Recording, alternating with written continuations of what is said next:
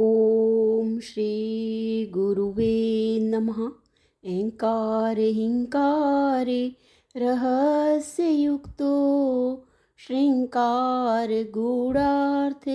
महाविभूत्या ओङ्कारे मर्मः प्रतिबोधिकाव्यां नमो नमः श्री गुरुपादुकाव्याम्। ॐ सहना भवतु सहनो भुनक्तु सह वीर्यं करवावहै तेजस्विनावधीतमस्तु मा विद्वेषावहै। ॐ शान्तिः शान्तिः शान्तिः। प्रणाम भगवान। वेदांत दीपिका परमात्मा स्वामी श्री योगानंद जी महाराज, इनको आलू वाले बाबा भी कहते हैं भगवान। और हमारा टॉपिक चल रहा है अद्वैत। और प्रश्न है कि भी जगत प्रत्यक्ष है और तुम एक ब्रह्म को और बताते हो, तब जगत और ब्रह्म दो होने से द्वैत हुआ, अद्वैत कैसे है? तो स्वामी जी यहाँ पर अलग अलग दृष्टांतों से, बहुत सुंदर सुंदर दृष्टांतों से समझा रहे हैं। पैसों के, रुपए के उदाहरण से समझाया, फिर व्यास जी और जैमिनी जी का बहुत सुंदर दृष्टांत आया। और अब जो है स्वामी जी ने बताया गिनती में बताया कि भाई संसार में सब पदार्थों की गिनती एक से होती है, जितने भी पदार्थ हैं। और जैसे हजार लाख करोड़ अरबों के जितने भी गिने जाते हैं एक से ही गिने जाते हैं, और वो एक जो है वो अद्वैत है। तो अब और फिर स्वरों के माध्यम से बताया कि दुनिया में जितनी भी अक्षर हैं वो अकार से ही बने हैं। जितनी भी भाषाओं में अकार है, व्यंजनों में भी जैसे स्वर होते हैं तो अ से ही सारे व्यंजन बनते हैं। तो ऐसे ही स्वामी जी अब बता रहे हैं कि भाई एक बगीचे में अनेक प्रकार के वृक्ष थे और एक नीम का वृक्ष था। आसपास के लोगों में कहीं नीम का वृक्ष, आसपास के बगीचों में कहीं नीम का वृक्ष न था। यह बगीचा एक बड़े शहर के पास था और बहुत से लोग वहाँ पर सैर करने बगीचे में आया करते थे। नीम के वृक्ष पर एक सुंदर पक्षी रहता था। जैसा उसका स्वरूप सुंदर था, वैसी उसकी बोली अत्यंत मधुर और मन हरण करने वाली थी। जैसे कोई उत्तम सितार बजाने वाला चतुराई से सितार बजाता हो और उसमें से जैसा उत्तम शब्द निकलता हो, ऐसी ही उस पक्षी की बोली थी। जो कोई मनुष्य उसको बोलते हुए सुन लेता तो अवश्य ही प्रेमासक्त हो जाता और इधर उधर खोज करने लगता, यह सितार कहाँ बज रहा है। इसको देखने के लिए चारों तरफ दृष्टि डालता, परंतु सितार बजाने वाला कोई न दिखता। अंत में जब वृक्ष पर दृष्टि पड़ती तब आश्चर्य सहित ज्ञात होता था कि सितार बजाने वाला कोई मनुष्य नहीं है, परंतु एक सुंदर स्वरूप वाला पक्षी है। बहुत से मनुष्यों को इस पक्षी के गायन सुनने का प्रेम लग गया था।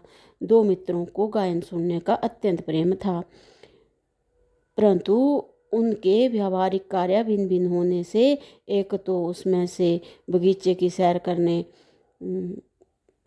प्रातःकाल, स्वामी जी कह रहे हैं कि व्यावहारिक कार्य, उन दोनों का व्यावहारिक कार्य भिन्न भिन्न होने से एक तो उसमें से बगीचे की सैर करने और पक्षी का गायन सुनने प्रातःकाल को जाया करता, और दूसरा प्रातःकाल में अवकाश न होने से सायंकाल को जाता था। एक दिन संयोगवश दोनों ही मध्याह्न के समय यानी कि दोपहर के समय बगीचे में पहुँचे और नीम के नीचे बैठकर उस पर रहने वाले चतुर्गवैये की बातचीत करने लगे। एक ने कहा कि हे मित्र, एक मनमोहक सौंदर्य वाला नीले रंग का पक्षी इस वृक्ष पर रहता है, उसका गायन सुनने में प्रातःकाल नित्य आया करता हूँ। दूसरे ने कहा पक्षी नीला नहीं है, उसका रंग पीला है। पहले ने कहा वह नीला है, दूसरे ने कहा नहीं पीला है। इस प्रकार दोनों एक दूसरे को झूठा मानकर एक दूसरे की बात काटने लगे। यह उनको झूठा कहता था और वह उसको असत्यवादी बताता था। अपनी अपनी सत्यता दृढ़ता से सिद्ध करने के लिए दोनों जो हैं वो उच्च स्वर में बोलने लगे, जिससे ऐसा ज्ञात होता था कि दोनों लड़ रहे हों। तो उनकी बातें सुनकर बगीचे का माली दौड़कर उनके पास आया और लड़ने का कारण पूछा। एक ने उनसे कहा, हे चौधरी, जो पक्षी इस वृक्ष पर रहता है, बहुत ही मधुर बोली बोलता है, उसके रंग के विषय में हम दोनों का झगड़ा है। यह कहता है पक्षी पीला है और मैं कहता हूँ कि वह नीला है। इन दोनों की बातें सुनकर माली को हंसी आई और उसने कहा, आप लोग व्यर्थ वाद विवाद क्यों करते हो? मुझे सब वृत्तांत ज्ञात है। मैं इस बगीचे का रहने वाला हूँ। पक्षी को रात दिन देखा करता हूँ। यह पक्षी रंग बदला करता है। यह पक्षी रंग बदला करता है। प्रातःकाल यह नीले रंग का होता है और सायंकाल में पीला हो जाता है। एक की तरफ देखकर तुम प्रातःकाल आकर उसे देखते हो और यह दूसरे को बताकर दूसरी तरफ इशारा करते हो कि सायंकाल में ये देखते हैं, इसलिए पीला कहते हैं कि तुम सुबह देखते हो तो इसलिए वो नीला है, और जो शाम को तुम देखते हो तो वो पीला है।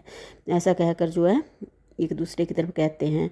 तो ये सुनकर दोनों मित्र लज्जित होकर चले गए।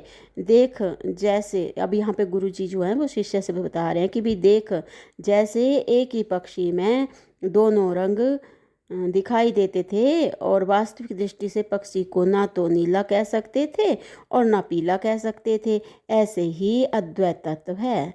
उत्थान रूप प्रातःकाल में वह संसार रूप पीले रंग का दिखता है और प्रलय काल सायंकाल में पीला असंसारी दिखता है। परंतु प्रातः और संध्या दोनों के स्वरूप को जानने वाले और पक्षी रूप तत्व को प्रत्येक अवस्था में जानने वाले माली रूप ज्ञानी उसको यथार्थ जानते हैं कि वह उत्थान और अनुत्थान दोनों से रहित अद्वैत है। प्रणाम भगवान। ओम शांति ही शांति ही शांति ही। ओम।